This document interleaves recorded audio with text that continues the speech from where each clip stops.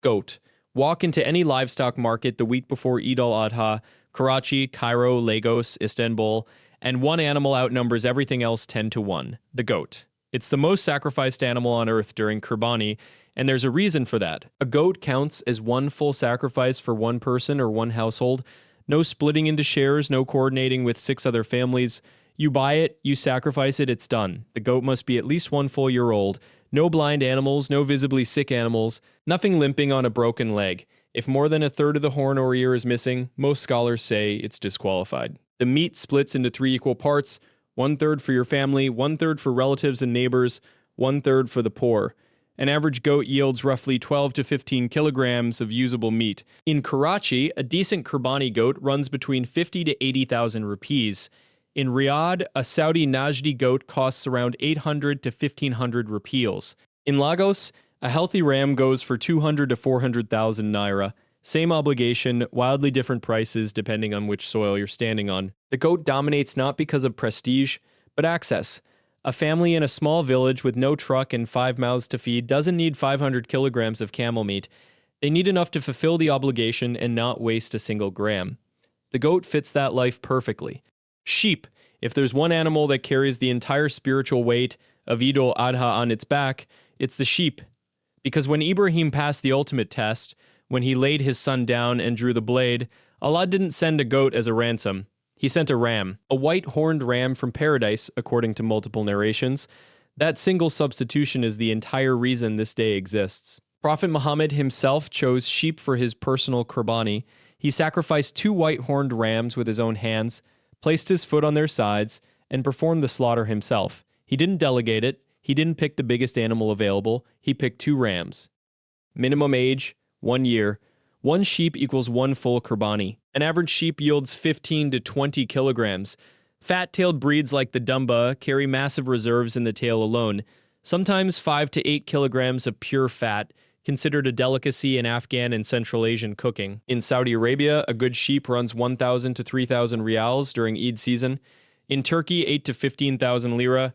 Go to Mina during Hajj. Millions of animals sacrificed in a single day. The overwhelming majority, sheep. The logistics demand it. Compact size, fast processing, efficient distribution. The animal that ransomed a prophet's son now feeds millions in a single afternoon.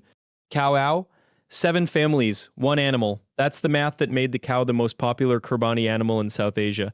1 cow equals 7 shares. 7 individuals or 7 families split the cost, split the meat, and each person's Qurbani counts as valid and complete. For a working-class family in Dhaka or Lahore that can't afford a full goat, pooling money for 1/7 of a cow makes the obligation possible.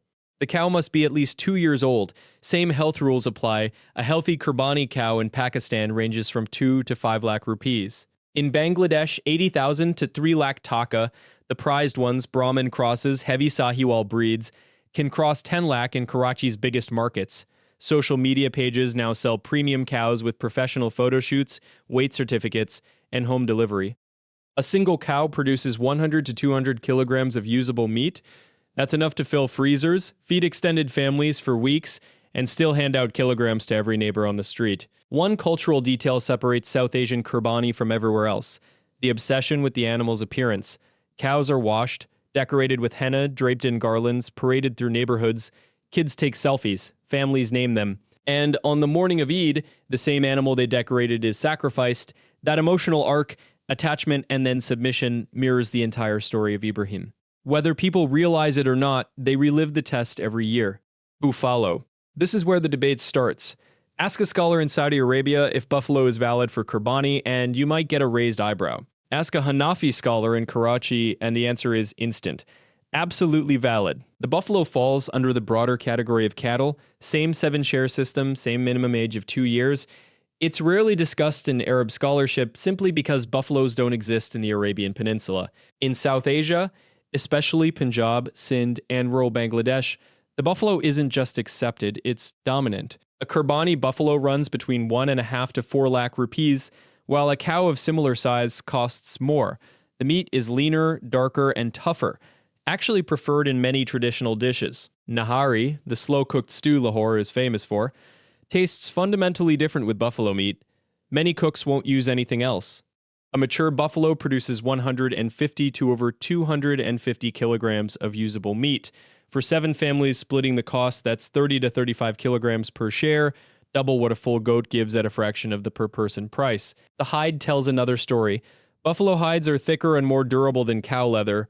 Pakistan's leather export industry, worth over $1 billion, runs heavily on hides collected after Eid al-Adha. Tanneries in Sialkot and Kasur process millions in the weeks following Eid. The animal feeds families on day one and fuels an export economy for months after. Camel, the most expensive Qurbani animal you can buy. The largest. The most meat, and in the eyes of many scholars, the most rewarded. There's a narration that ranks the reward of Qurbani by the size of the animal, and the camel sits at the top. The rules are different from every other animal. A camel must be at least 5 years old. Not 1, not 2, 5. That alone makes it expensive, half a decade of feeding before it even qualifies. Like the cow, 7 shares, but a single camel produces 200 to over 400 kilograms of meat. A Somali camel at Mina during Hajj can cost 5,000 to 20,000 Saudi riyals. In Pakistan, camels from Balochistan sell for 3 to 8 lakh. Premium white breeds cross 15 lakh. Camel meat is unlike any other red meat. Lower in fat than beef, higher in iron, slightly sweet, slightly gamey. Bedouin communities consider it superior to everything else. In the UAE and Saudi Arabia, camel dishes like mathluda and hanith are served at weddings and national celebrations. One detail separates the camel from every animal on this list. The method of slaughter: goats, sheep, cows, and buffaloes are laid on their side. The camel is not. The sunnah method is nar. The animal stands upright with its left front leg tied, and the knife is applied at the base of the neck. The only Qurbani animal slaughtered standing. Unique animal, unique rules, unique reward. Ram. We already covered sheep. So why does the ram get its own section? Because in Qurbani, the male matters. The Prophet specifically chose horned rams, white body, black around the eyes, black on the belly, black on the legs. Scholars call this an Amla ram. In North and West Africa, the ram doesn't just dominate Qurbani, it dominates the economy for weeks before Eid. In Senegal, the Eid ram is the single largest household expense of the year for many families. Bigger than rent, bigger than school fees. The government literally tracks ram prices as an economic indicator. In Morocco, rams are paraded through streets, spray painted with bright colors, and children ride them like pets. A mature ram yields 18 to 25 kilograms, more than a standard sheep. The fat tail alone can weigh up to 10 kilograms in breeds like the Awasi from Syria, rendered into cooking fat called alia that's been a staple in Arab kitchens for centuries. Price varies wildly. A basic ram in Egypt costs 5 to 12,000 pounds. In Morocco, 3 to 8,000 dirhams. But in Senegal, the premium Ladome breed, tall, muscular, almost regal, can sell for over 10 million CFA francs. Roughly 15,000 US dollars for a single ram. People breed them like racehorses, there are beauty contests, dedicated social media accounts. A sacrificial animal turned into a status symbol, Ibrahim's simple act of submission now has its own Instagram economy. Bull. Take everything you know about the cow and add testosterone. A bull is a mature, uncastrated male, heavier, more muscular, more aggressive, and significantly more expensive. In many markets, the bull is the prestige purchase. The animal people point at and say, that one. Rules are identical to the cow, minimum 2 years, 7 shares, same health requirements. But bulls are harder to handle, unpredictable during transport, during tying, especially during slaughter. Every Eid, social media fills with videos of bulls breaking loose, charging through streets, jumping off trucks. Behind the comedy is a serious point: handling a 500-kilogram aggressive animal requires skill, space, and manpower most urban households don't have. So why choose them? A mature bull produces 150 to 300 kilograms of meat, often more than a cow of equivalent price because bulls carry more muscle and less fat. The meat is tougher, darker, more intensely flavored, exactly what slow-cooked dishes demand. In Turkey, the Kurban bull is culturally central. Families select from specific Anatolian breeds months in advance. In sub-Saharan Africa, bulls are the default large Qurbani animal because dairy cows are too valuable to sacrifice. You don't kill what feeds your children every morning. In Pakistan, a quality bull crosses 5 to 15 lakh rupees.